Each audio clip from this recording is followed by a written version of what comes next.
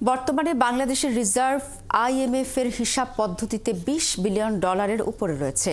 অনেক ব্যাংকই দেউলিয়া হবার বদলে ঘুরে দাঁড়িয়েছে, যার উদাহরণ ইসলামী ব্যাংক বলে মন্তব্য করেছেন বাংলাদেশ ব্যাংকের governor doctor Ahsan H Mansur.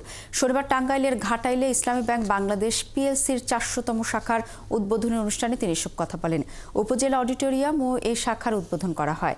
Islami bank board of ডিরেক্টরের চেয়ারম্যান ওবায়দুল্লাহ আল মাসুদের সভাপতিত্বে স্বাগত বক্তব্য রাখেন ম্যানেজিং ডিরেক্টর মোহাম্মদ মুনিরুল মাওলা।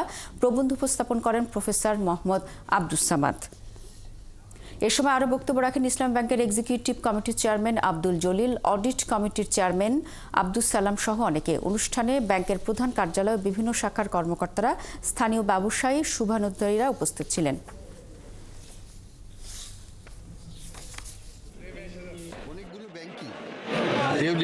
দিকেই যাচ্ছি, এখন আবার তাদের মধ্যে অনেকগুলো ঘুরে দাঁড়াচ্ছে। যেমন ইসলামী ব্যাংক ঘুরে দাঁড়িয়ে গেছে।